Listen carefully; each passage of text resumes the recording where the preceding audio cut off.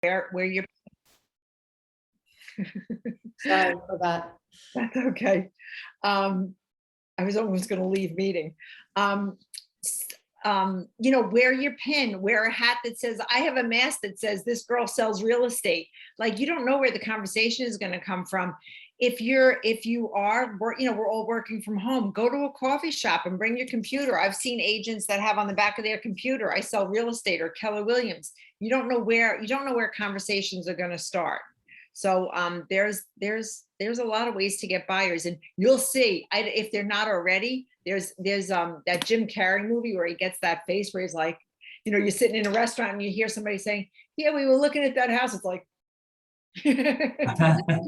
so you'll get in tune with that, but it's always a conversation. And another trick that somebody told me, and I think I talked about this on the other class that we taught on listings, is it's great to give your card away, but it's better to give somebody else's card, get somebody else's card, because your card's going to wind up on the front seat of their car or in their wallet, in the washing machine, whatever. And so if you get their information, so if it's somebody in business, or sometimes people just have cards, they do things, just say, do you have a business card? I would ask them first, get them in your database. I mean, just get them in your database. And so I think on page 3 there was you can write down some answers if you want to write some of those things down, and just, and eventually these things come, they'll come naturally. Like initially it's like anything, it's, you're working. It's like you have to consciously think, but eventually it'll come naturally. So, and then onto that, some of the ways to find your buyers is to get listings. If you focus even on listings, you're going to get buyers through your listings. Sending out letters to expireds. There's letters just to neighborhoods where people are looking to get those seller leads, and all your listing leads go back to you. And then those people become buyers. So, maybe if you want to take a minute and just jot down some ideas on page 3, like Beth said, and then we're going to just kind of review page 4 when you're done. Haley, we can go to the next slide.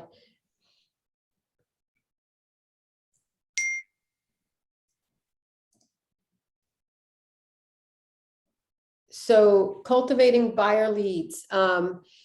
We've gone over this lead gen model a couple times. Does everybody understand the lead gen model? Does anybody have any questions?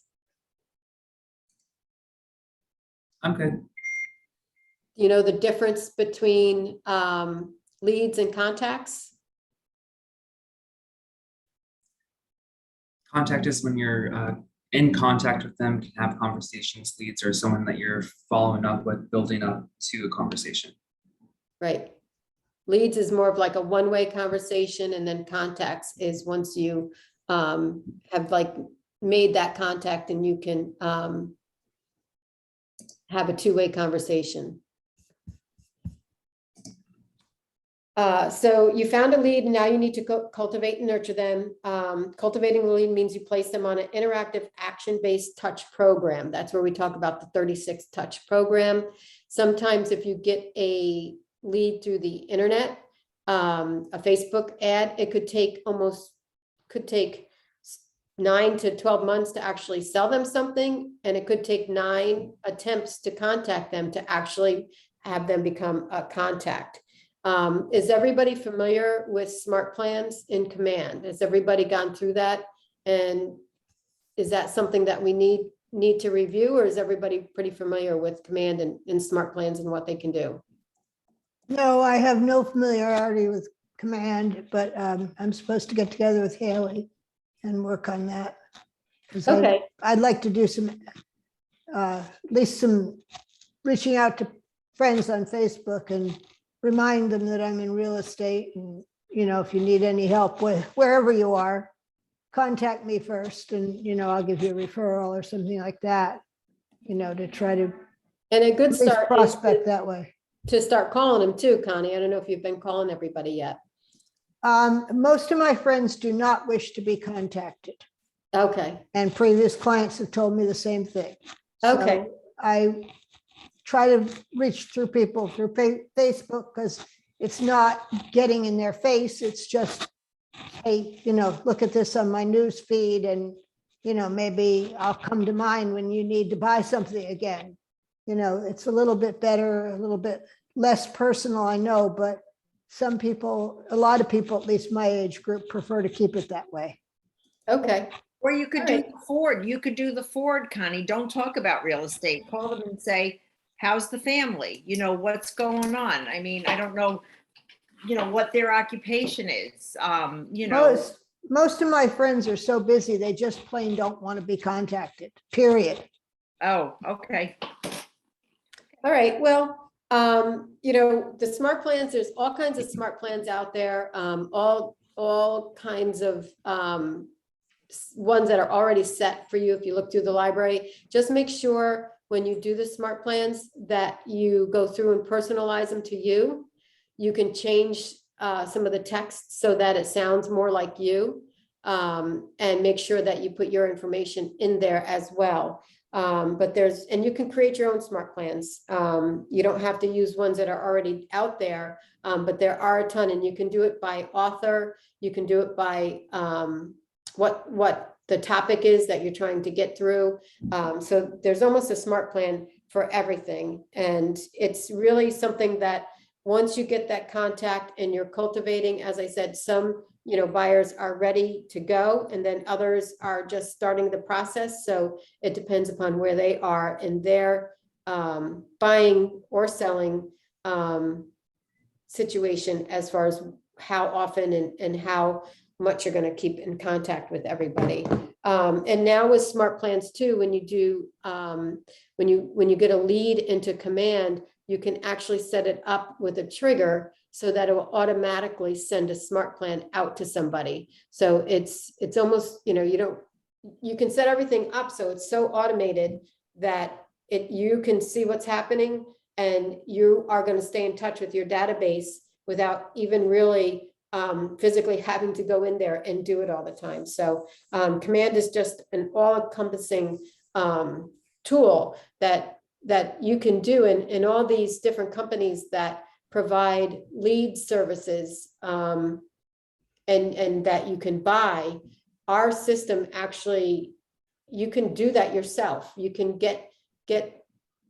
use Facebook, use Instagram, use social media, do emails, whatever. You can do the same thing that all these companies are doing to attract leads for buyers and sellers through Command.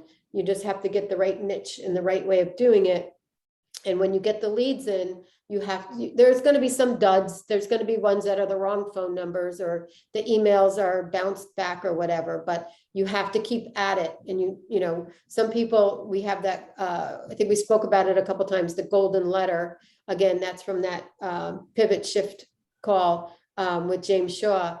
You know, people are sending out anywhere from 200 to 500 letters, and they're getting 2 or 3 listings. But those 2 or 3 listings potentially could make you $20,000. So is it worth sending out 200 to 300 letters in the mail to get those potential listings? And from those listings, you could potentially get 10 to 15 buyers. So you have to look at the end game, and what you put into it is what you're going to get out of it. So it all works if you use all the tools that you have. And again, it's a contact sport, so staying in touch with everybody. I think you can go to the next one, Haley. We're not going to go into Command because I think Haley's going to do that with a lot of you, and you guys can also do the Marty Miller 66-day challenge and go through. There's YouTube videos that we have out on how to use everything. If you have a specific issue, you know, feel free to reach out and we can certainly help you through that. But I would suggest to everybody that any smart plan that you want to use is send it to yourself first. Set yourself up on the smart plan so that you know how it's going to look and how it comes across, to make sure that all the information in it sounds like you, is personalized to you, and is from you. So any questions up at to this point?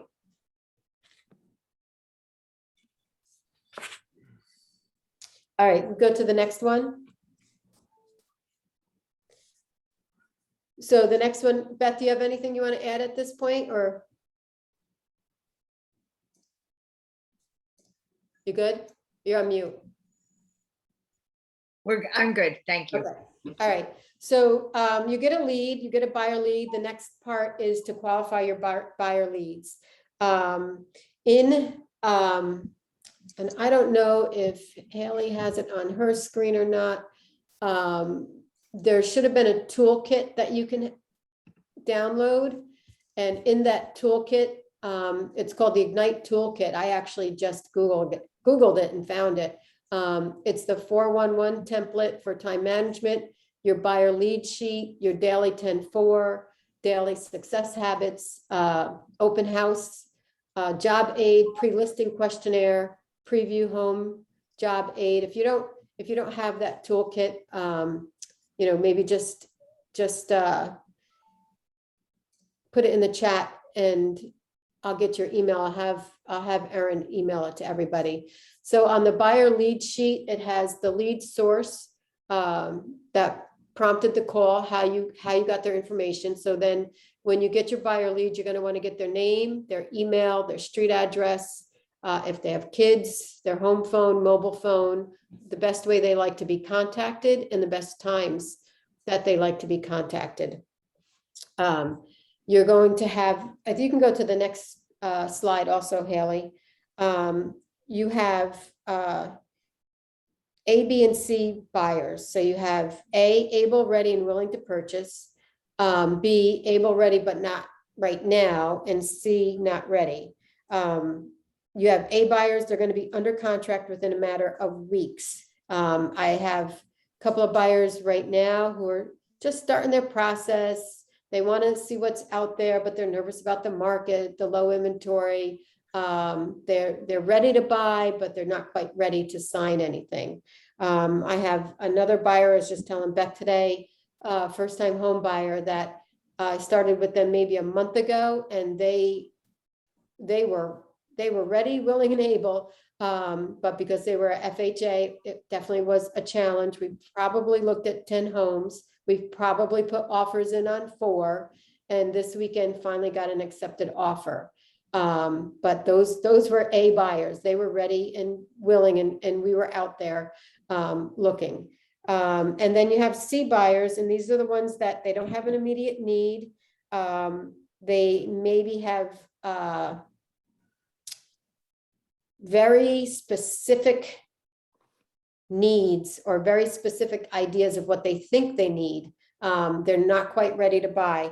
Those are going to be ones that you need to nurture. You maybe will stay in touch with them on a regular basis so that you stay top of mind, so that when they are ready, you're going to be the person that they call. But they're probably not going to be your main focus right away. But you're going to stay on top of it. And if something that they've described to you comes on the market, you're going to send that to them. You set them up on a neighborhood nurture for the area that they want to be in a smart plan, so that they can see what's happening in that area of where they potentially want to buy. Do you have any other thoughts on what you can do to nurture your leads at all these different stages? I just want to add that, and I'm looking at C, not ready, but so another reason to stay in touch with somebody that's not ready is you don't know if somebody says to them, I'm looking to buy a house, or I'm looking to sell a house. So staying on top of mind with somebody like that, you can get, a referral from somebody that's not ready. So, don't think it's like, oh, they're not ready, they don't want to hear from me. And again, if you give some good content, with the smart plans, that it's not just, remember me, or they don't look automated. Sometimes I'll send something like, a local coffee shop that just opened, something like that, in their area. So you're giving information, not just, bombarding them with, I'm a great real estate agent, or I want to be a great real estate agent. All right, we'll go to the next slide. So this is the buyer lead sheet. I do have it up on my screen, but I'm just going to kind of read through it. And this is in the toolkit. So again, it's getting their contact information, and that includes email, phone number, and current home address, and put where they would like to go. Some of the pre-qualifying questions would be, has an agent taken you out and shown you any properties?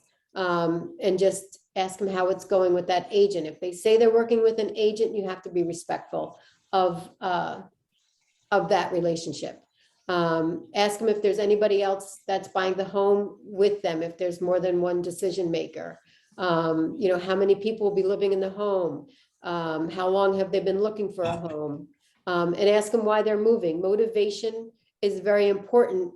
And if you listen and you learn what their motivation is, and when you're having conversations as you build a relationship with them, you're going to refer back to their motivation and why finding the right house or making that offer on a particular house might be to their benefit, and remind them of their motivation. You can ask them if they're renting now or do they own. You know, if they own, potentially that could be a listing down the road. You find out when their lease is up. Do they need to sell their home before they buy their next home? Is their home already listed if they do need to sell to buy? Find out a time to get together to do a market analysis on the house. And when you're talking to people about making appointments, don't particularly leave it open. Say, you know, I have time on Thursday at 4, or, you know, I can meet you Saturday in the morning to go over and maybe give you a market analysis on your home, or to sit down and fill out a buyer's agreement. Be specific about when you can meet with them. Find out if they're going to get a mortgage for the purchase of the house. If they spoke to a lender, what lender are they working with? If not, you can give them a list of your lender recommendations. Find out what they're pre-approved for. If they have money for a down payment, what price they're comfortable with. One of the other things that I do with especially first-time home buyers that I feel is very important.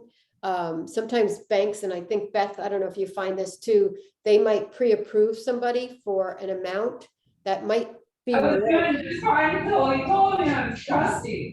might be more than what they really can afford to do or what they're comfortable with.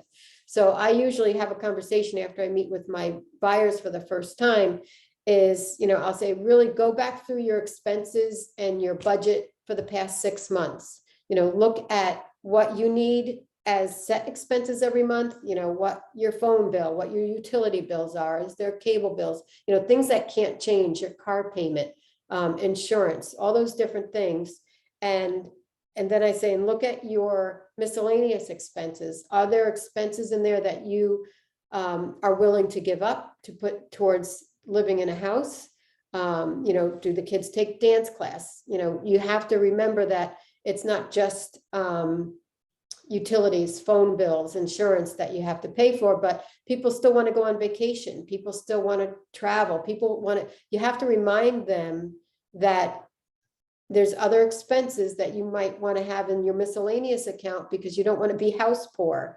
And it really kind of opens people's eyes a little bit when you go through that with them. And you're kind of showing that you care, that they want to live a full life, you know, with a house and to be able to still do the other things. And I usually tell them, back in what you think you can afford monthly for a home payment and include the taxes and everything else. So that when you make that offer, you know that that offer is going to be something that they can afford to live in. Beth, did you want to add to that? I do. You already hit on it, the taxes. So, you know, if they're pre-qualified for, you know, $250,000, and I always tell them, be aware of what the taxes are, because especially if you get a mortgage where they're going to be rolled in or not, it's going to be, you have to think of it as a monthly payment. And, you know, a lot of times the villages, there's an extra village tax. So you could buy outside the village and have your taxes be $3,000 less a year than inside the village. So that's something else, another conversation to have, and another reason for you to know your area where you're going to be marketing, you know, where you're going to be selling. So yeah, just that.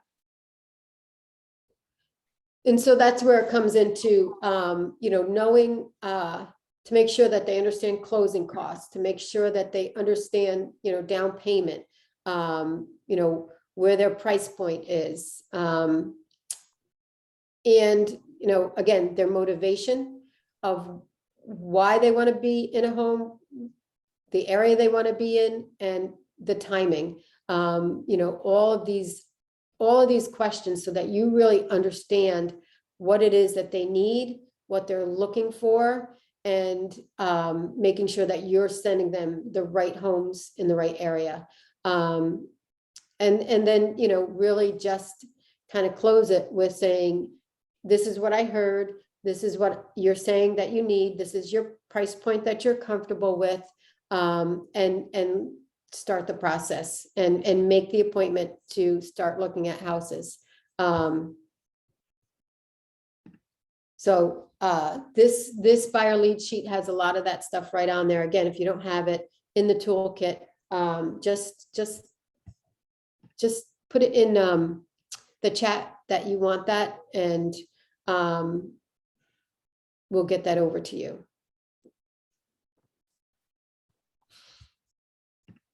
Okay, is there any questions about that anybody has?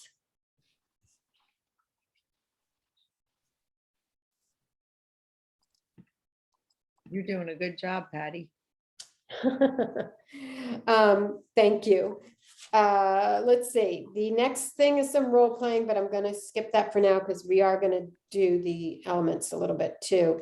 Does anybody have any questions, ahas, thoughts that they want to talk about before we move on?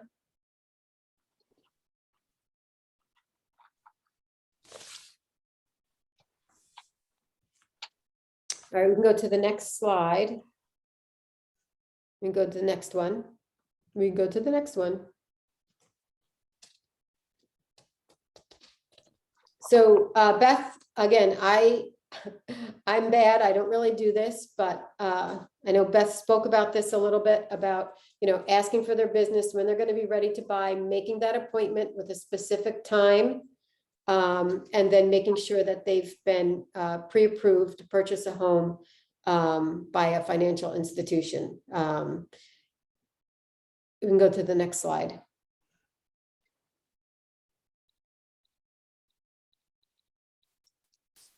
Beth, did you want to review anything else with the buyer agreement, or I know you hit on it pretty well at the beginning? No, just that. And again, I should get in the habit of doing it as well. It can show motivation as they're going to sign it. They're going to stick with you, you know. We wouldn't take a listing without a listing agreement. It's the same thing. You're not going to say, well, I'll advertise your house all over the place and hopefully they'll come to me to sell it. So, I mean, if you could think of it like that.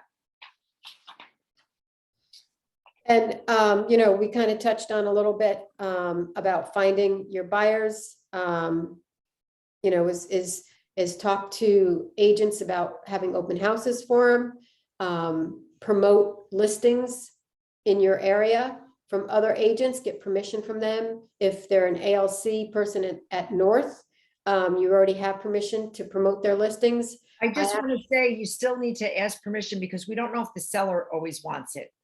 Okay. The ALC is always open to it. I'm a member of the ALC, but I've had sellers say to me, I don't want it out there. I don't want my neighbors to know. So I would still always run it by the ALC. You definitely have our permission. It's really, do we have the permission of the seller? Okay. And I actually called an agent from a different agency to promote a house that I thought I had buyers for. And that I would like to have buyers for. So I actually listed a house. It was a Sotheby's agent. I emailed her and I said, I love this house. I love where it is. Would you mind if I ran an ad on my Facebook for it to promote this particular listing? And she was like, go for it. So it wasn't even a Keller Williams listing. I gave her credit for the listing, that she was the listing agent. But I ran that on my Facebook page with permission from her. I want to say I would always get that in writing as well. I did, yeah. Okay. Because sometimes an agent will say yes and they don't know their broker's policy. And then so, they don't want to get in trouble. So they're going to say, I never told her she could do that. So just follow up with an email. Hey, thanks again for letting me show, just to confirm that you gave me permission to run an ad on 123 Main Street or whatever. And that's good practice for anything where there's a conversation that needs to be had, whether it's dealing with your buyers or sellers or another agent. Follow up with an email, to say, okay, this is what we spoke about today. This is where we are. Just want to make sure that we're in agreement with everything, because then you always have a paper trail for conversations that you've had down the road. Other ways, to meet people is through networking in your community, get involved with nonprofits, partner up with local businesses, send those letters out. If you have buyers, you can call up for sale by owner to try to get in there. Another thing that I read was there are buyers on like a Craigslist that are looking for homes. There's different ways to find out, to get in touch with people that are in Facebook groups. There's a lot of community Facebook groups. I have a buyer that I'm working with right now that was recommended to me from customers that I sold to through a Mommy and Me group. And the woman was asking if anybody knew of a real estate agent that could help her. But even if you go onto small business Facebook groups or get involved in, I think like New Paltz has a Facebook group of, I'm trying to remember what it's called, but it has to do with rentals and buying homes. So, you can put yourself out there and people say, hey, does anybody know of a home in this area? Look through the Facebook groups, because it's a good way to connect with people that are moving to an area as well. And the other thing is through Command Again is get as many referral partners from other areas that you can. I got a call this weekend from our Oneonta office who has a buyer referral for somebody down this way that she cannot do because it's not her market area. So she'll get a 25% referral for that customer that she, gave to me because they're in our area. So really, it's important to get to know people in our other market centers and other Keller Williams market centers through anywhere where people are moving into the area. Just the more relationships you make, not only with potential clients, but with other agents, will help you build your business. The other thought too was if you have a relationship with any bankers, or if you want to get a relationship with any mortgage brokers, you can hold first-time home buyer classes, and that banker can help you do that. So it's something you could do on Zoom, or maybe talk to somebody at your market center. Maybe you can hold a first-time home buyers class. Maybe partner up with a seasoned agent who's been out there and say, hey, I want to do this to try to bring new buyers into our market center, or through a Zoom call. Do you have a bank that you would recommend, and would you help hold this class so that I could lead generate for some new buyers by offering a first-time home buyers class?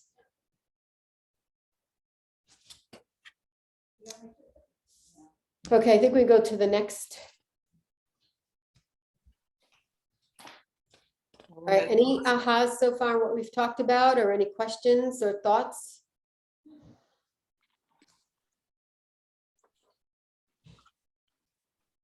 The other thing too is we have, like, through the North office, we do our mentoring. I think John's had good luck with that program. And some of our other agents has done that, where you can shadow your mentor in listing appointments, buyer appointments, inspections, walkthroughs. So it's always good to connect with an agent who has lots of business in your office and see if you can shadow them. Sometimes they need people to help do showing appointments if they have double booked appointments or they're busy. Be that person that's willing to host their open houses. Again, it's all about connecting, talking to everybody, and putting yourself out there and building those relationships. And I think the other thing, you can go to the next slide. This is all, again, like we spoke about, 3 hours of lead gen, 20 contacts a day, and getting that one listing. That is really your main goal and your main job as a agent. And this is the 10-4, 10 contacts added, 10 conversations, 10 handwritten notes, and 10 home previews a week. So this previews are either on the MLS, which I would do every day and probably preview more than 10, but you can also go into homes in your area as an agent preview. You don't need to have a client, just say, I want to preview this home. I may have a buyer interested, but it also gets to see the inside of a house. What does the kitchen look like? What types of floors does it have? Gets you in and familiar with what the actual house looks like. Pictures are great on MLS, but it doesn't sometimes do justice, or the photos are so good that you walk into the house and it's not what you anticipate. So if you can actually get into a house and preview them in an area where you want to sell, I think it really gives you really good insight of what homes look like, what their features are, if they have granite countertops, if they have the bigger bathrooms or the different types of showers. I mean, people walk into some bathrooms and they're just blown away, and that's the reason they buy a house or a finished basement, or what the furnace looks like, or what the differences in plumbing. I mean, just really get into houses and see all the different things. And going through an inspection is also huge, and follow that inspector around. You don't have to say anything, but just follow him around and see what he's looking at. Because as you get into houses with buyers and you get through inspections, you're going to start pointing out things that an inspector is going to call out. And that's another value proposition where you're going to really come across very knowledgeable about what to look for in a home, and what potentially, even for a first-time home buyer, FHA loan, might be an issue. The deck has some loose boards on it, or there's a railing missing. You're going to know that even before an inspection, that you can red flag something, saying, if this is a house you really like, we may have to make sure this gets painted before an appraisal. So if you can get in with some of the agents that have inspections coming up and ask if you can shadow, it's a great learning experience. And I think, Beth, do you have anything else to add to all this? No, I think, that's all good, and really reach out. Being in the office, I mean, I know I'm not sure where things are going, but being in the office, being in somebody's face. I'm out of town tomorrow, and I just got a call that I have an inspection. So, I have my couple of go-to people, but if you don't have any connections in the office, be there. So, if I'm walking through and I'm thinking, who am I going to get to cover? And I see you in the office every day, I'm going to be like, hey, can you take care of this for me? Or, because basically an inspection, Patty hit on it a little bit. We need to kind of know what we're looking at when we go in a house, but during an inspection, we need to stay in our wheelhouse. We're not the inspector. So, if you see something, you may want to say it to the inspector. I wouldn't say it in front of the buyer and the inspector. You don't want to embarrass somebody, but you'll get to see, but we really need to stay in our wheelhouse. So the point is, be visible. Let people know that you want to do these things, I guess is the good way to say it. Or, put it on our Facebook North group, the private group, and say, look, if anybody's going on inspection, I haven't been on one, can I follow you? You probably get a response, or, a listing appointment, or a buyer appointment, or whatever. Just be visible is my advice. All right, so what I'm going to do is I'm going to give everybody a 5-minute break. If you got to get a drink or whatever, and then we're going to kind of jump into elementals quick to negotiate the deal. So if you just want to take a few minutes, what time is it? It is 10:05. So at 10:10, we're going to come back. We're going to jump in and go through the elemental section of Ignite today, and just talk about negotiating the deal and some of the things that you might come across, just to kind of touch base on it. And then after that, what I would love to do is have you guys pull out your database and maybe spend 20 minutes at around 11 o'clock to make some calls to, what did we say it was this week? S and U, and text some Bs. And then we'll kind of talk about any, if you made any contacts and how those conversations went. And I just want to note again, before we hop off quick, is, or just take a break quick for a few minutes. This pivot shift ahead group, I can't talk about it enough. It's a 20-minute call at 8 o'clock in the morning with James Shaw. And it really, they have power hours through some of their members where you can jump on with other people from other parts of the country.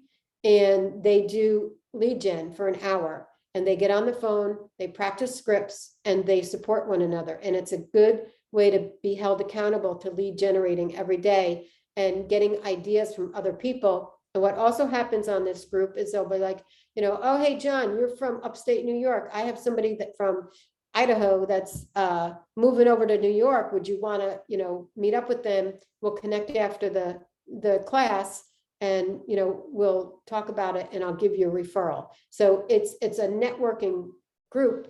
They're all over the country, and people are connecting on this group, and they're getting to know one another, and they're also helping each other grow their business. So it's really a very positive and motivating call to be on to get you started every day. So with that said, I'm going to give you to 10:11 now because I talk too much. So I'll see you guys all back here in like 4 minutes. We'll start again.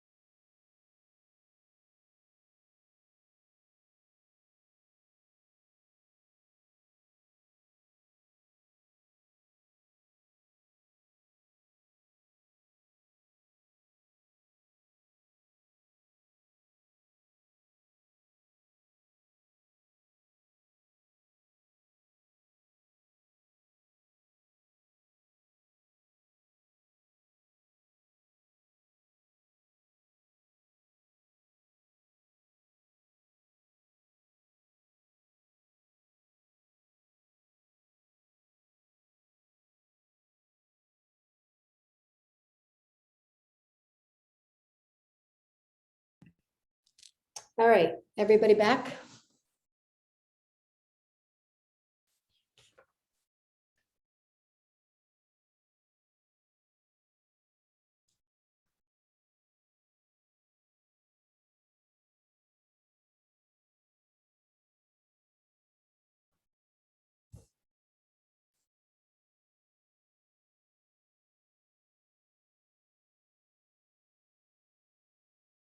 All right, so we'll get started again. Does everybody have this guide?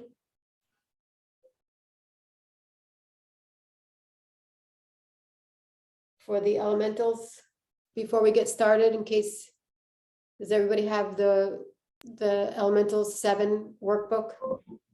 Uh, I don't think so. I can put it in the chat. Just give me 1 second. Oh. Negotiate the deal? Yes. Yeah, got it.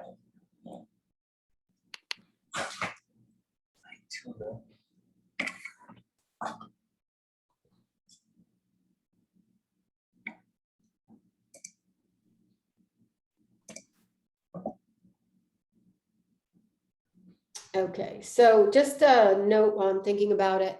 Remember, right now, we're still in no cold calling. I think because of new state of emergency, I think it was gun violence laws or something like that, because that's been called, no cold calling is allowed, so. So just keep that in mind if there, you can write a letter. If you can call it for sale by owner if you have a buyer for them. And I don't know, Beth, what you think about this, but I know I've heard other people also call for sale by owners and offer to do an open house for them and say, hey, I know that you have your home for sale, wondering how it's going. You know, I have buyers in the area and I also am looking, you know, to get more buyers and would love to host an open house for you. Is that something you've ever heard of? I have heard of it, but I'm not sure with the governor's, with the restriction, if that's something, I think it's pretty much we have to have a buyer. So I'm not sure if that's something. So if you have a buyer, you can get them in, and if it doesn't work out, maybe do one, but we should probably run that by Lori. I'm not really sure. Okay, But when we're not under this restriction, absolutely, that's a great way to do it. And then, you know, have conversation about, you know, the documents that you need, the legal documents that you need, you know, when you're selling your own house. You know, even sellers need to fill out the property condition disclosure, you know, for sale by owners, property condition disclosure. Do you know about fair housing? No, I don't. Well, you know, that's why you hire a professional, because there's a lot of things that you don't know and you can get in trouble with. So, yeah, but that's all. We should run that by Lori, I think, the whole open house thing. okay. So I just, you know, I thought that was a pretty, I know I had, after I took Bold, I was connected with this one company, and the way it worked was we'd call potential listings that were for sale by owners. And I basically said, I will put a sign out in front of your house. It's not wasn't a Keller Williams sign, but it was a sign that it was for sale by owner with an 800 number. And so the owner was notified and I was notified.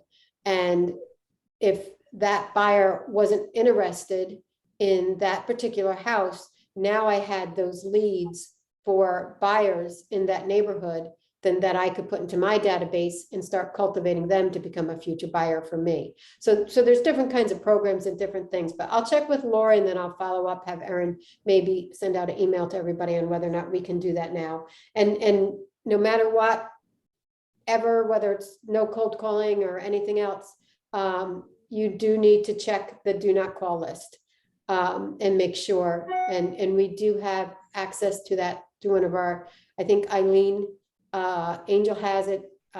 So make sure that if somebody's on the do not call list, you do not call them. And I think texting is now part of that as well. It is. It is. So, so basically today we're going to break down and apply tactics to tackle common points of negotiation.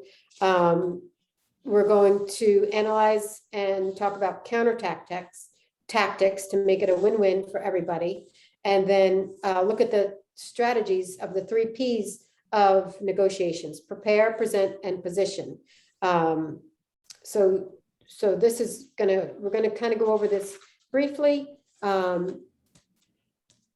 Just about what happens once you actually get an offer on the table, and how to, bless you, and how to move, to the next steps with this.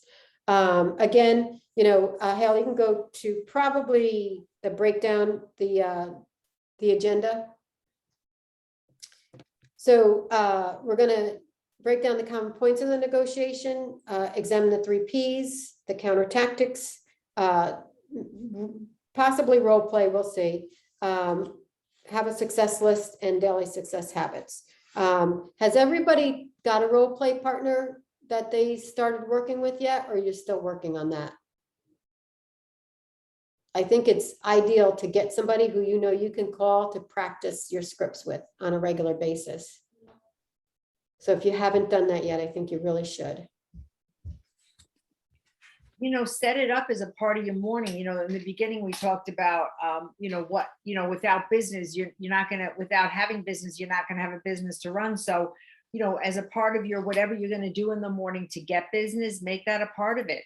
Just make a phone call. You know what? Do it simple. Just make believe, go back and forth. Today's your day, or Monday, Wednesday, and Friday. Monday, you call them, Wednesday, they call you, vice versa, and just call and say, hey, my name is John and I'm looking for, I understand you might be looking to sell your house. Just start the conversation like that. Go back and forth and hang up like it's a real conversation. And you don't even, you can talk about it after, but it doesn't have to be this long. What do we do? Just, call them off the cuff and say, I understand you might be interested in listing your house, or, do one of the Ford calls. How are you? How's it going? See if you can get it turned towards real estate.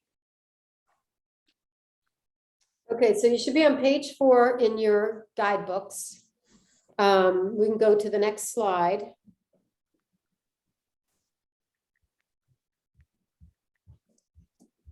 So when you think about negotiations, what do you think about? Like, what do you think you're going to be negotiating when it comes to real estate transaction? And do you think you're going to be speaking more to your client or to another agent?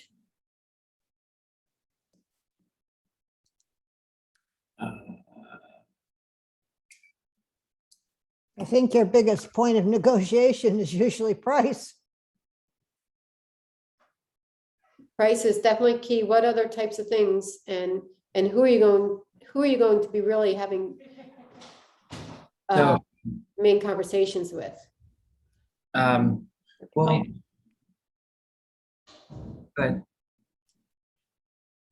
I was thinking, your first conversation is going to be with the buyer, but the next step would be reaching out to the listing agent, having conversations with them. Usually I would ask if there's any other offers on the table. Are there any finance offer, or are there any cash offers? Just to have, after I already know that the buyer is interested and we've talked about submitting an offer, I'll reach out to get that information from the listing agent. And if they want to volunteer any other information, that's great. They usually don't, but still. And then continue the conversation with the buyer to figure out what we think the right range is based on however many other offers there are there competing offers, how many days it's been on the market. But then going back to the listing agent, I'm not quite sure. Yeah, you're definitely going to deal with the other agent, but I think the deeper conversations are going to be with your buyer or your seller, and asking questions even prior to getting final answers is very important for you to ask your client. The question to say is, what if they won't fix this if after an inspection? What if they won't give you the concession? You need to know and let your buyer know if the seller won't agree to certain terms or to do certain things. What is their next step? Okay, I'll give you, for instance, with this current client that I actually finally got an accepted offer on this weekend. One of the questions I said to them, because they really could use a concession. And I'm like, what if you cannot get that concession? What's going to happen with this deal? Can you still do this deal? You know, I need to know that before I push the listing agent to accept our offer, that they can close the deal without the concession. So, you know, ask your seller, ask your buyer, what if this happens? How will this affect the outcome of this deal? You really, you need to set them up to understand all the possibilities of what may or may not happen. You put again, like Connie said, the first thing is you put the price out there, but you may include a smaller down payment or you know, the different types of loans. If after the inspection, you find out that the electric panel box needs to be updated, or there's a leak under the sink, or the septic wasn't emptied, or any of those things, you have to just prepare everybody ahead of time of the possibilities of what might come up to the best of your ability, so that you're prepared to negotiate around those issues as they happen. Beth, do you have anything that you want to jump in with on asking and preparing for negotiations? You're muted. Wrong button. So in this market, it's a little tough for negotiations for buyers. You know, that's that's one of the big things. It's like, you know, this is it, you know, especially if you're in multiple offer. In fact, we have a lot of, especially second home buyers, completely waiving inspection, so there's nothing to negotiate. Yeah. So it's, you know, in another market, it's really important and it's good to know all those things. And it's tougher, again, like Patty said, for first time home buyers, but for second time home buyers, it's like they don't care, or they're going to renovate the whole thing anyway and they don't care. A lot of times we do inspections for informational purposes only. That means so they can figure out what's wrong with it. And, you know, make they can still usually get out of the contract if the seller doesn't want to negotiate or move on to the next buyer. But yeah, it's you know, it's a dance, and it's always good to have, you know, you see the buyer to the buyer's agent to the seller's agent. You know, sometimes people aren't who we are, but it's always good to have, and it's our culture, a great relationship with other agents. You know, when you're in a multiple offer, I've been there. These offers are similar. I know this agent and she's a pain in the neck, and I know this agent and she's not. And I wouldn't say that to my sellers, but if they're similar, you know, you want to work with somebody that's going to go, the transaction is going to be smooth. Yeah, and I think, you know, people are looking at banks, what bank you're using, what mortgage broker, you know, there's all, you know, the deals could be similar, but sometimes it's like Beth said, it's who you're dealing with, or it's a mortgage broker, or different things. These are all different things that might come up. But some of the other things, like, again, like Connie said, price, moving dates, that might be the negotiation. The seller may say, well, we can't move until June 30th because our kids are in school, and the buyer really wants to be in there earlier. So that's where you have to learn to negotiate through that. Like, you know, what if you can't move in there until the end of the month, or what if you have to move prior to? These are all things you want to know ahead of time. Repairs, again. One thing, Patty, that I don't know if you said that, I had to take a call, that that's a conversation to have if you are in multiple offer, or even if you're not, with the seller's agent. What's important to the seller, so you know how to position yourself for the offer, right? You know, you would find out all those things. Well, the kids have to have school, or it's we have to unload, we have to empty this whole house. Well, if your buyers are willing and it sweetens the deal, we'll take care of the house, we'll get rid of the furniture for you. So if you know those things going in, that's how you can write your offer. Not every agent asks that, like, what is the seller looking for? You know, the obvious answer is price, right? But the not obvious answer is there's a ton of stuff to go through. It was grandma's house. We have all this old furniture, and I've had people get the deal from saying, you know, we'll take care of it, we'll clean the house out. So I think a conversation with the seller's agent, whether multiple offer or not, before you put the deal together, to make it more appetizing. Yeah, and I mean, I had the conversation with the listing agent this weekend for this one deal. They were really not looking favorably on the FHA. And I probably had a 15-minute conversation with him and told him he can call the bank, exactly their situation, why it was so important to him, why they loved the house. And, he ended up telling his sellers, you need to let them know today. And we were able to get that deal. But I think it was because I had a really good conversation with the listing agent. Again, it's building rapport not only with your clients, but with our peers and the people that we work with. I think that's huge. Being prepared when you go into an inspection and educating your buyers on different things that may happen. Even a brand new home may have issues.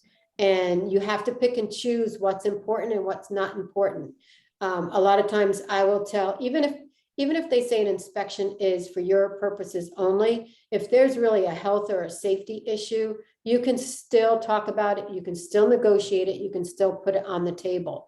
But you need to have these conversations going into it so that your buyer knows, listen, if there's a hole in the wall, we're not going to talk about that after the inspection. We will spackle it and fix it after the fact. So, just set up the expectations going into negotiations of what may come up in the future and what they're willing, what if this happens, what are you willing to do or not do? You just have to be prepared on both sides of the deal to know what your client's motivation is and willingness to move forward with certain deals. Closing costs, again, that's a conversation with the concessions or with credits.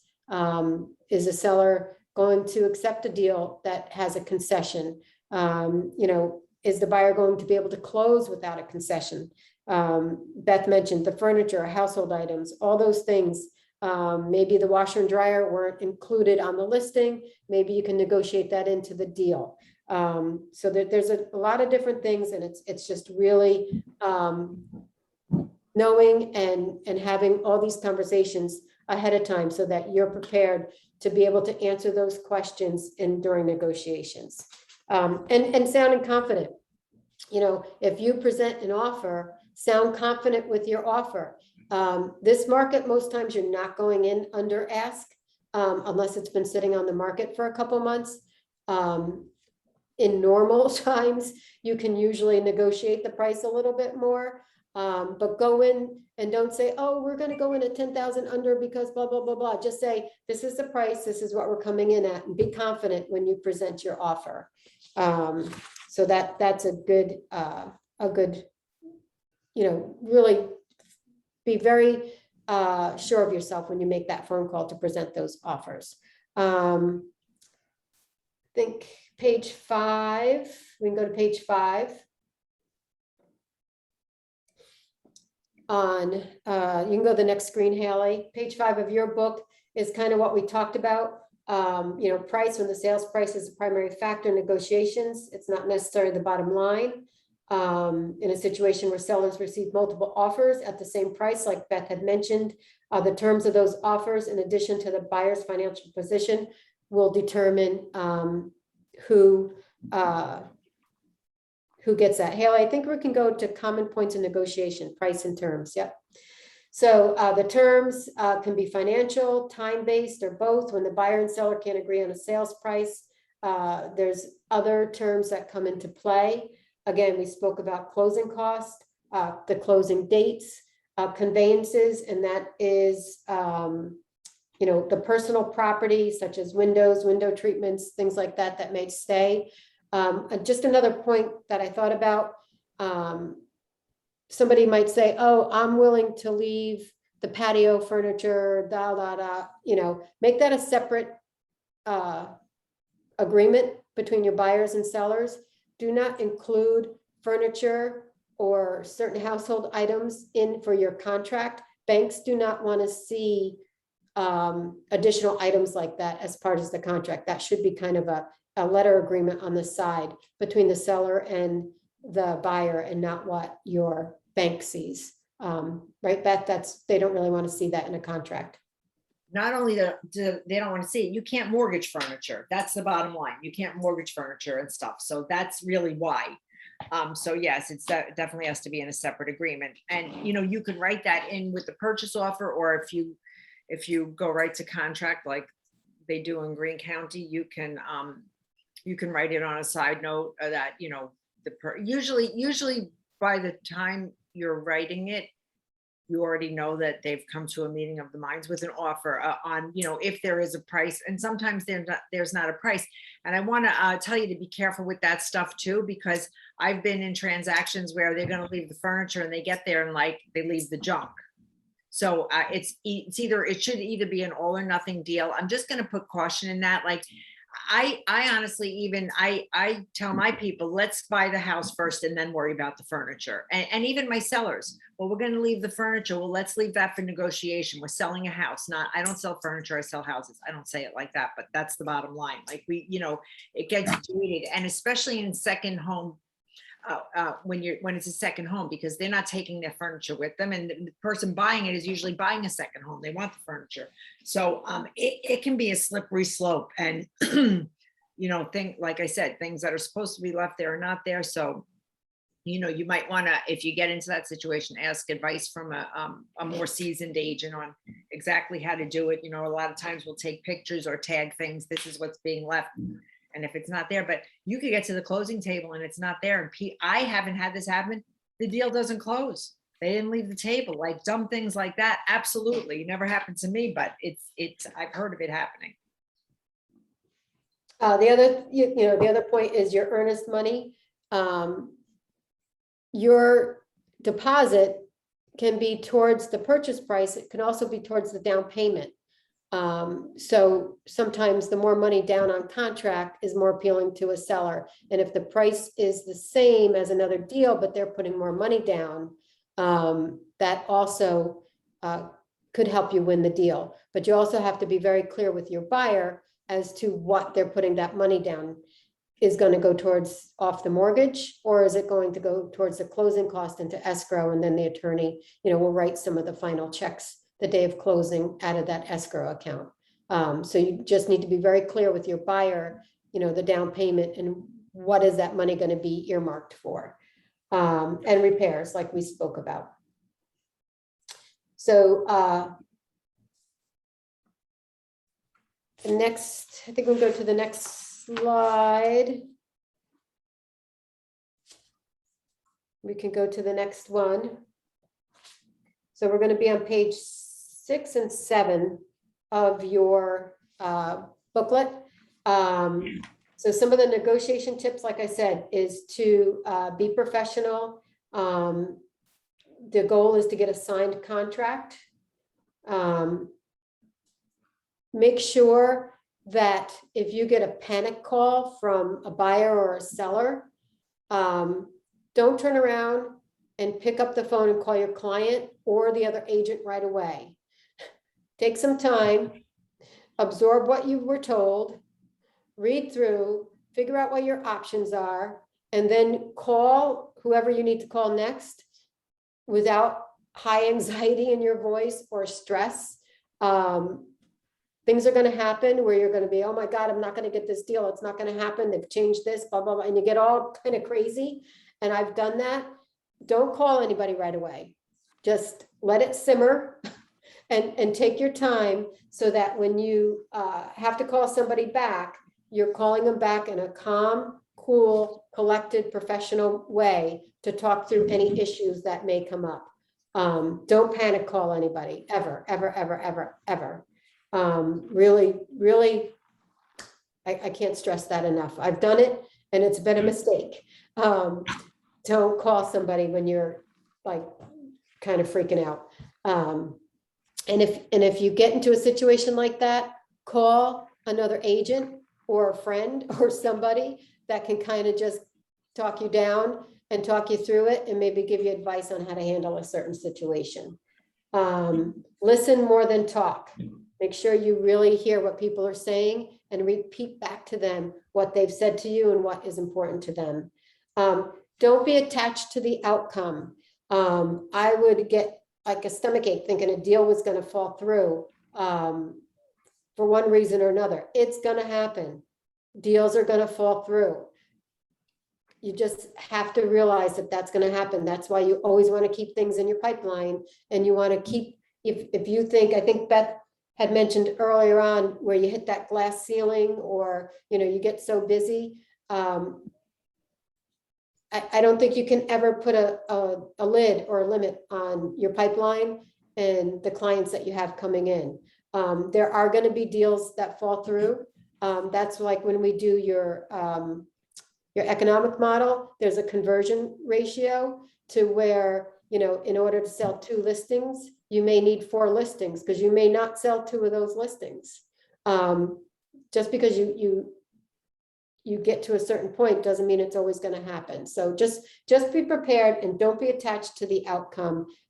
Work it the best way you can, handle it the best way you can, but just don't get so dependent on one deal that if that doesn't go through, it's just going to change your whole mindset. You have to really keep moving forward and stay focused and positive. Anything you want to add to that, Beth?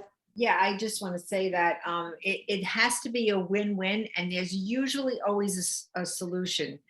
I don't lose a lot of deals. You like Patty said, you have to be level-headed, and if there's a problem, there's usually always a solution. And I find a lot of times if I do lose a deal, I think it has been on the other agent's side. Like, my sellers are not blah, blah, blah, blah, blah.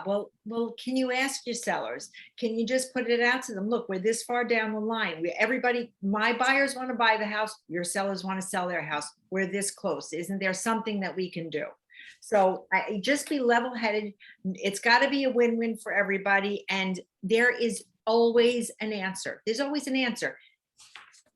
You may not always get the answer, but there always is one. The sellers may not agree or the buyers may not agree, but if you can think like there is always a solution, we're this close, something can be done.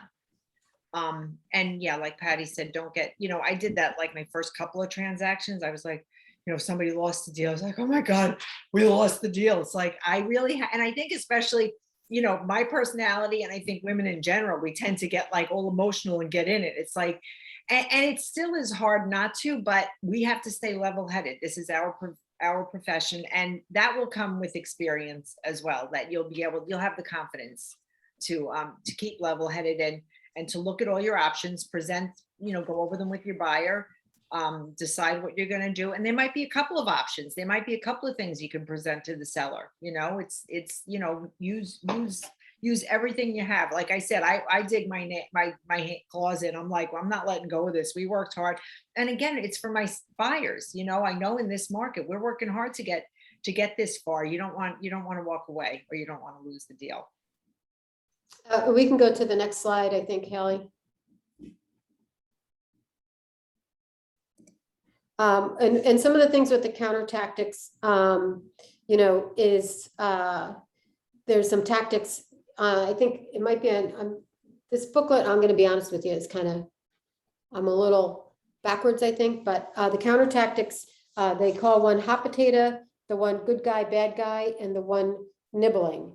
The hot potato test of validity, find out if the problem is real. Has the party with the problem exhausted every possible solution? And that's where Beth is saying, most issues have a solution.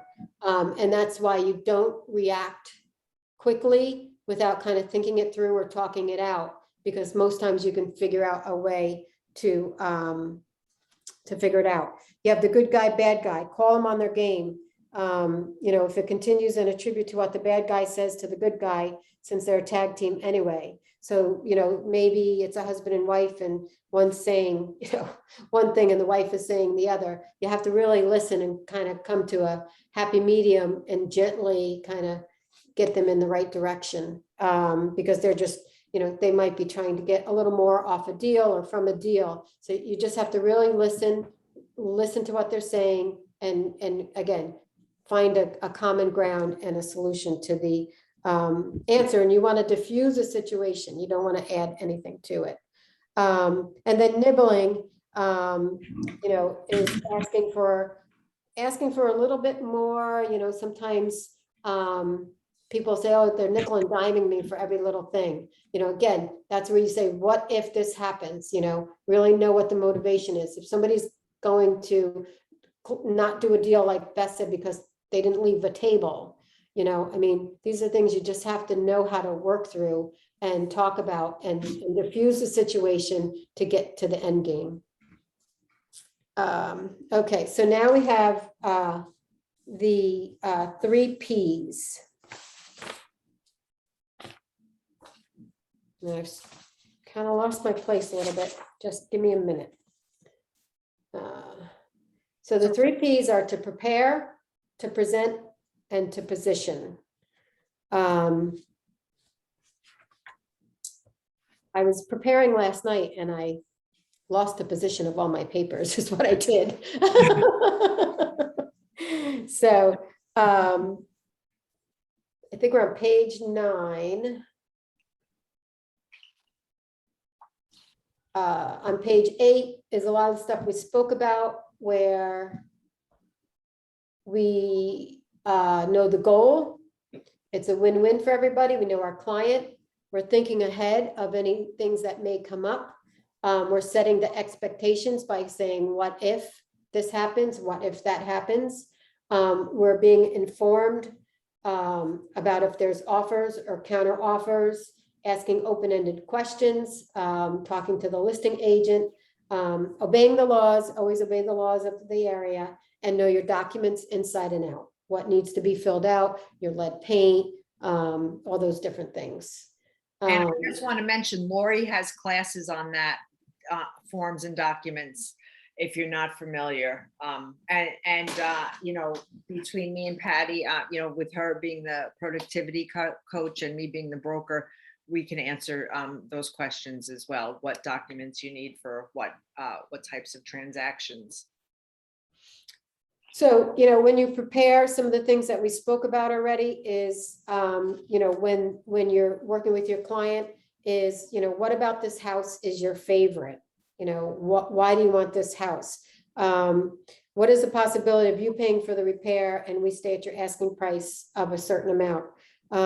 What if the seller counters with a full offer to fix the roof or counters with no repairs at all? You again, asking all these what ifs, this happens or this happens, so you know best how to maneuver through the negotiation process.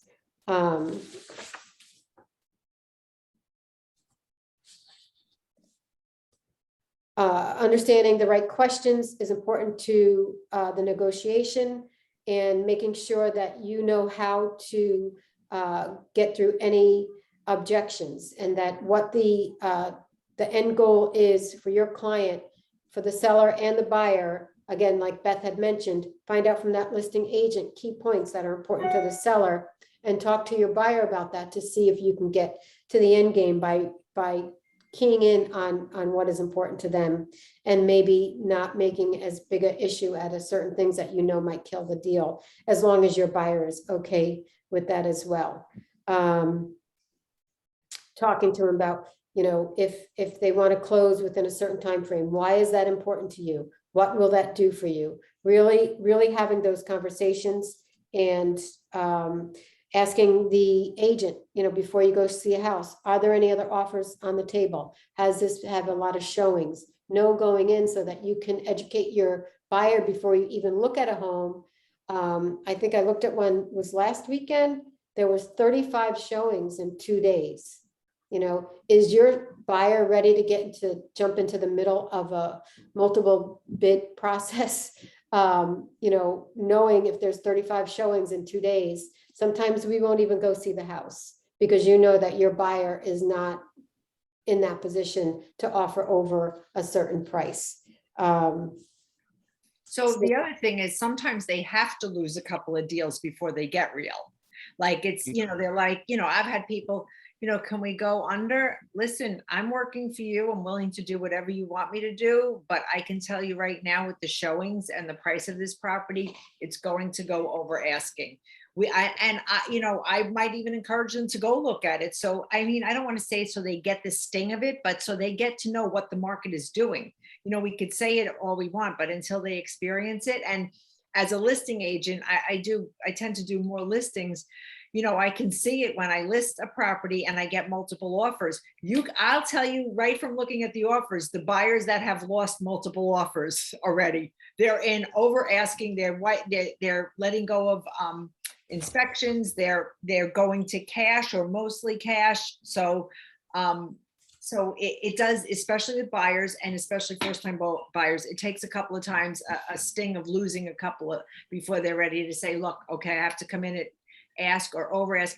And another thing that you can do with that is bring whatever asking price, whatever their budget is, wherever they want to be. If they want to be at 300, maybe start looking at stuff for 275 so they can go over asking. Yeah, They don't have to, you know what I mean? Like, have that conversation if it really continues to happen. Like 300 is too high for us because it's going to 325 and it's nothing but a disappointment.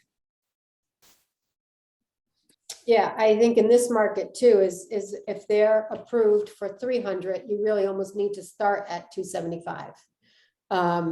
Just so they do have that cushion of being able to go in at over asking, because it's happening a lot. Yeah. Some of the when you present your offer, when you call the other agent or you speak to the other agent, is once you present your offer, just present your offer and present it with confidence. And then listen to what they say, back, so that you kind of hear what they're saying. Again, staying calm and relaxed, keep your emotions between the line. Focus on your customer's needs and present with confidence. Don't say, sorry, this is all we can offer, this is all we're going to do. You go in with confidence of your offer. Don't apologize for what you're presenting. Yeah, John. question. So I'm fine with that. So here's our offer. I guess I don't want them to, I still want to keep the door open, right? So even if it's a offer that has an escalation clause on it, is there a way to indicate that we're still, without letting them know that we're open to counter offers? But I think if I say that to them while I give them our offer, which with the escalation clause is kind of like the highest best in one package, is there a way to say that we're open to counter offers without undercutting the buyer's position, right? It's basically saying we're at highest and best, but if you have anything else that could sway the deal, I don't know if I'm making very much sense, but You are, and I'm so excited that you asked that because, this is, we're in multiple offers, and I always think this, and I just thought a couple of days ago, what I'm going to do the next time I'm in a multiple offers, I'm going to ask the listing agent, can you call me first and let me know the news? And then you can ask why you lost, and hopefully, it might work, it might not, but it's a shot, and hopefully negotiate from there. And then she hasn't called anybody else yet. right. You don't have to tell her why you want to be called first. Yeah. Or him, but just say, would you mind calling? Say whatever you want. I have a nervous buyer. Would you please mind calling me first? This way, Sure. you're not laying your cards on the, you're not showing your hand, but. Yeah, thank you. And I think something that is really sticking with me from what we've talked about this morning is just knowing the motivations and trying to play the problem solver. Like, I think that is going to be, especially in that specific and many, but I think that would be a great opportunity. I'm going to try that. I'm very excited to try that. Yeah, me too. I haven't tried it yet either, but it just came to me. I'm like, what can you do? Because I've had buyers say that, Yeah. even with the Escalade, and it could be you lost because somebody else is going to remove the furniture. Hey, Right. we will do that. Can you give me a minute? Let me call back. Let me call my sellers. Please give me a minute, Yeah. And I think that all ties back to building those relationships with the listing agents right from the get-go. Just let them know how much your client loves the house and have those conversations. I think it's really, really important. So some of the stuff we kind of went over.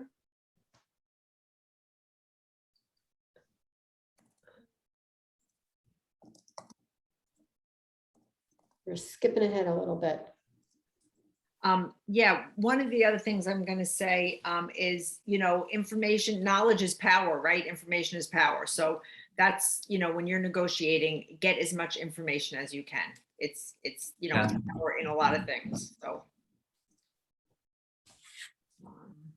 So, I think we've hit a lot of the items on here, some of the terms, the tactics, things that could happen.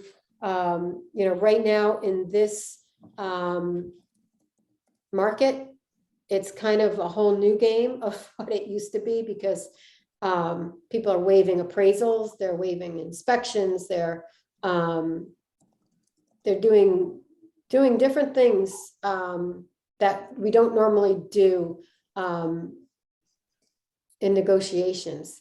I think I'm past some of these, Haley, if you want to kind of keep going. We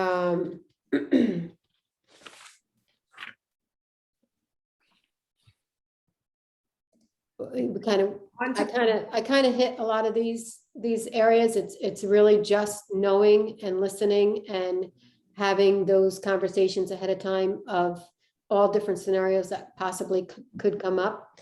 Beth, did you want to add something? I just want to say we were in the present part of it. A couple of the things are pay attention to verbal and nonverbal cues. That's with your buyers. Keep quiet once you present an offer. You want to like explain and do things. And Patty kind of hit on that. It's like you do it with confidence.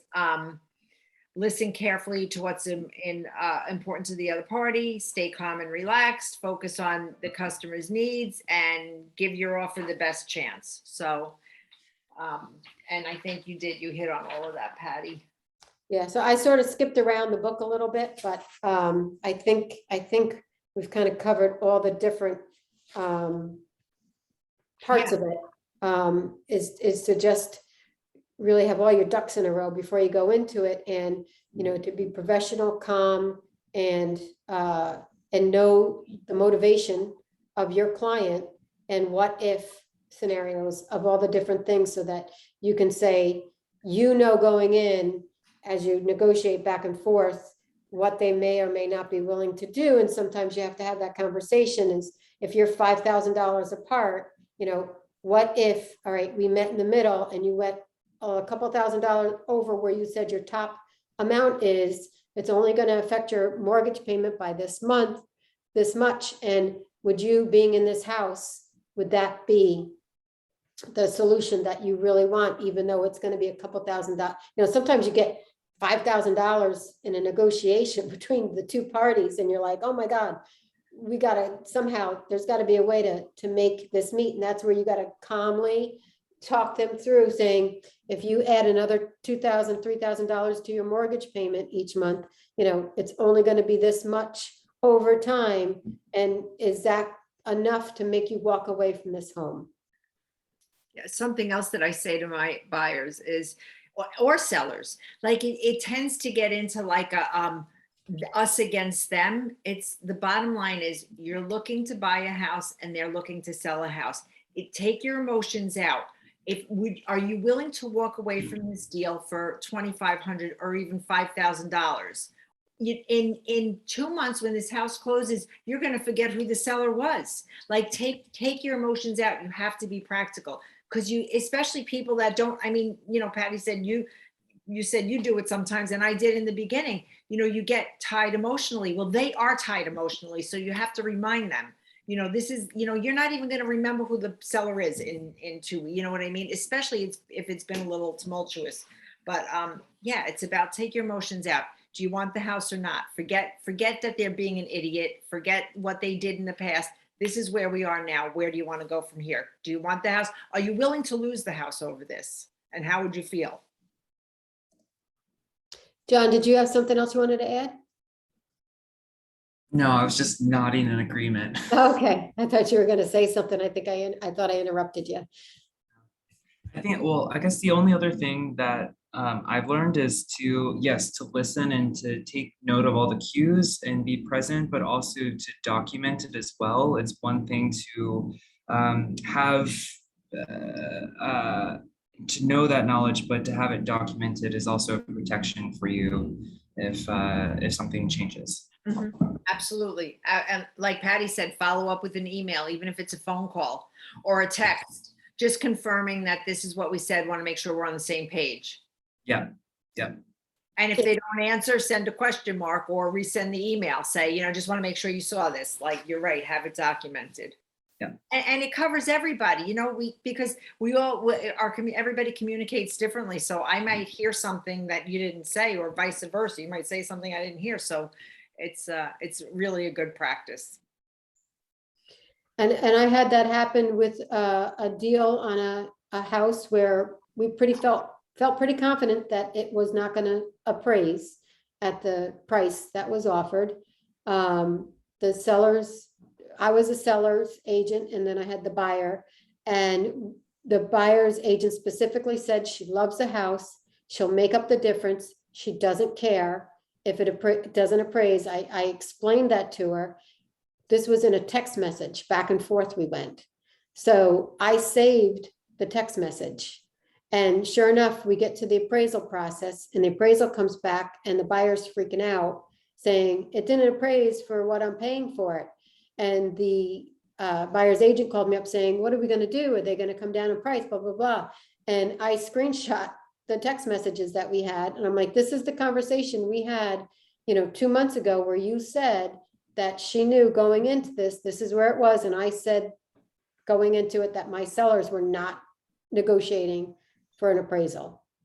And she was like, oh my God, I remember now that we had that conversation. And she went back to her buyer and she's like, we discussed this on this date and this is what we spoke about. So thankfully the deal went through, but I don't think it would have gone through if I didn't document that conversation.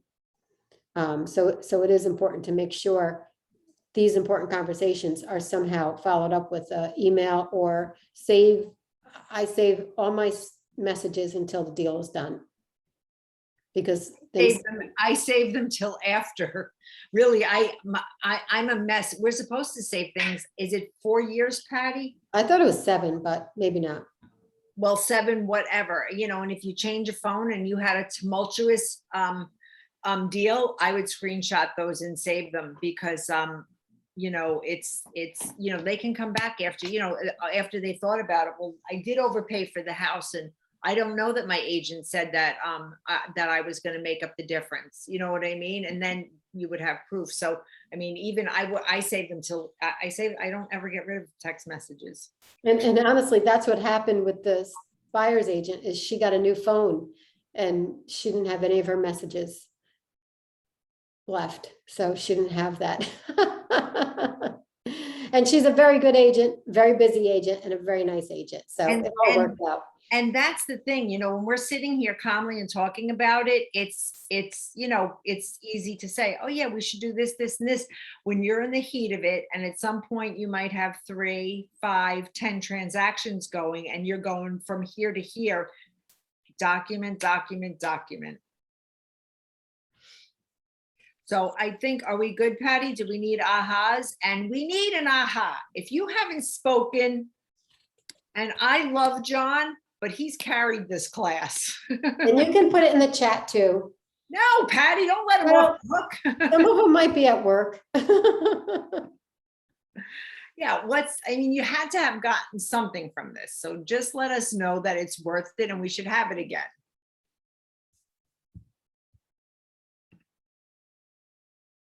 Anybody? All right, Connie. What did you learn, Connie? You got to take what did you learn? Well, a lot of this is kind of old hat to me because I've been doing this for a long time. I mean, I mostly just sit and listen because somebody else may have a different approach. I mean, it wouldn't occur to me to save my text messages in case I had to use them again. So that's what we call an aha. You learned something you didn't know. They're usually there in my phone, but if I hit the wrong button, they're not there anymore. This is true. Thank you. But it's a lot of it is, I think, you're dealing with people and you have to always remember that. And I always approach things more from the standpoint of trying to understand the other person and trying to get inside their head. And same with a client when, like I have a deal right now that's about to close, hopefully. And well, I mean, we're in contract, but the check is lost in the mail for the down payment. Anyway, It happens. You're in this business long enough, everything that can happen. but I still 18 years and there's still things I'm like. yeah, I mean, never the happened. lawyer lost the check in the mail, which is very frustrating. But anyway, I just think that when I have a very nervous client, and when we went in for the inspection, I said, unless it's something major, like the roof is about to give way or the foundation's cracked, we're basically not going to ask for anything here on this inspection. There were a couple things came up that were violations of code. And I went to the other side with pictures from the inspection and said, these are the two things we want fixed because these are code violations, and they fixed them right away. But I mean, you have to have that conversation with your buyer, especially in this market, that they're not going to make concessions for this, that, and the other thing, and we're not going to nitpick this thing. This is for your information to know what you need to have fixed. But if there's not something major, I'm not going to go to the other side and say, you have to fix this to make the deal go. Great, right. Thank you. Thanks for sharing, Connie. So remember, save your text messages. That's what you learned. Jean, I see, did you come off mute, Jean? Do you want to share something? Well, I haven't had any deals or anything yet, so I've learned you really, really have to ask a lot of questions. To feel confident is to say you have to be confident presenting your offer. And I agree, the only way of being confident is to know your knowledge, know what your buyer or seller wants, and not to be scared, Yeah. So I've learned it's really important to get all the information you can from either your seller or your buyer client, and just be confident with that. So I guess until I do a transaction, once I do my first one, I'll be much more confident with my second. Absolutely. Absolutely. That's how it works. Thank you. Thanks for sharing, Jean, and thanks for being And with it as a new agent, Jean, too, is that's where that listening portion of it comes in, and hearing what everybody says. And even if it's like something that's escalating a little bit, is Yeah. just get the information, write it all down, and then, maybe talk it out with somebody else in your office Right. Yeah. before you answer. Yeah. And then that just gives you the knowledge to then, when you call the other party, to have that confidence to speak about it, because it sometimes can be very stressful, and you're like, oh my God, what am I going to do? Yeah, especially my first one, but it's so true. And I feel that in life, like if you don't know what you're talking about, you can't be confident, Right. right. And that's one of the other reasons that role play is really important. If you wanted to, when you have to present, here's the thing, presenting an offer is, you're just going to there's going to be a highest and best, and you're going to send it over. You're going to need to have the confidence when it comes to negotiations, those kind of things. And if you need to practice with somebody, you should. I mean, that's really where you're going to get confidence. It's like you said, it's like anything in life, until you've done it a few times. And even if it's fake, your brain learns that. You get rewired. Yeah. So thank you. Dave, do you want to share something that you learned? There we go. First of all, thanks for this. It's been great. For me, the aha, and it was talked about beforehand, but the idea of posting, like say on your Facebook page, the listings, other agents' listings, it was just, it's just such a great idea. And it was something that it's simple, but I just never occurred to me that would be, I'm, still, haven't made my first deal yet, but that one was really like, wow, that's a great idea that I can do, today. So that was fantastic. Good, great. Thank you. Thanks for being in the class. Alina, do you want to do you want to share something with us that you learned? Yeah, I've learned a lot. Thank you. Thank you for this class. So from the last topic we spoke, it was very good to know that I don't have I can't put furniture in contract. Like, I didn't know that. Mhm. Also to be confident and stay calm.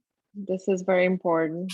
Yeah, I think I would forget about it if something stressful would happen. I would probably just go, but now I would calm myself and think and then do. But um, and what else? Please call me first. That was a good one that you share. Ask seller's agent to call me first after the placing an offer. Yeah. Great. Save the messages was also good. Yeah, good, good. Thank you. Thanks for sharing. And see, Lady D. Yes, I was waiting for everybody. Thank I you. really had something to say. I was freaking out because today I had to submit my first offer. Yay. And yeah, and I had like no idea. I mean, I saw the paper and it seemed very simple, like how to fill it out. But I'm having some issues with the lender because he wasn't sending me the pre-approval letter, the one that I needed with like what type of loan. He was just saying like for how much my client was approved, and that's it.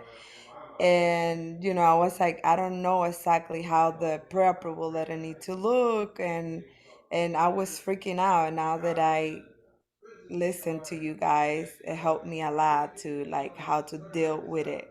So this class was just on time and perfect.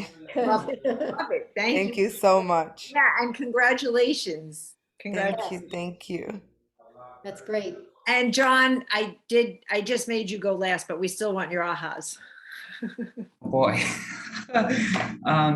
So for me, I definitely want to get in a better habit of when I submit the offer. I have really good conversations with my buyer and I do check in with the listing agent, but I think a next opportunity for me is to have more to figure out what a more in-depth conversation is with a listing agent so I get that full understanding of what they're in. I've always gone in with the assumption is they want to do the deal as quickly as possible. But it would be better to know if there's a specific time frame or if there's something that we can take away, like if there's a chore or task like removing furniture that they were planning to do, but we could take that. That's something that is just like a nice little detail to be able to incorporate in an offer to show them that the sincerity and the level of interest that we have in that property and to try to make the transaction go as smoothly as possible. That's something that is a big aha for me. It's not just makes it more, everyone is working together for something versus we're just presenting our side. Love that. Love that. Okay. All right, Patty, where are we at? So that kind of wraps it up for today. And then our next, the number 8 is going to be working with sellers and financial basics on Wednesday. So that'll be that topic that we'll be going over. And so tune in for that. And then on Thursday is the last one of this series. And it's a day in the life of a real estate agent and then contract to close. So hopefully you guys can all join in with that. If you want to, if you want to try spend 20 minutes or so making calls, Haley, if you need to go back to do whatever, I think we're good with the screen share. That's up to you. Thank you. But if you guys want to do some lead gen, make some calls and then report back, I'll do that with you. Or if you want to call it a day, I'll leave it up to you guys with what you want to do right now. But I think it's important if you make those phone calls to the SNU and then text your Bs. So do you guys want to do that for a few minutes, or do you want to just, I'm going to take you on your word that you're going to make those calls. You guys want to stay on and do that and then report back? I'm gonna hop off, but I do have a question for you. Okay, go ahead. So I have the SNUs. Where do the Bs come in? I have this document? I'll send you my new list because Okay. they added a text column. Great. Because texting never used to be included in this. And then, as time has gone by, I think people respond more to a text. So now they've added that into the list. So I'll update you with the newer list. Cool. All right. Thank I'll you. send it over to you. I have a question. Yes. Where do I find the recordings of the previous sessions? Should be on the OP Updates Facebook page. Yes, Okay, they are. thank you. Great, Aye. thank you, everybody. Thank you for your time. And thank you, Haley, for keeping us on task. And Yes, thank thank you. Great job. Thank you so Have a much. good day. All right, so we're gonna let you guys Thank get to you. work, make those calls. Will do. All right, bye. Okay. Bye.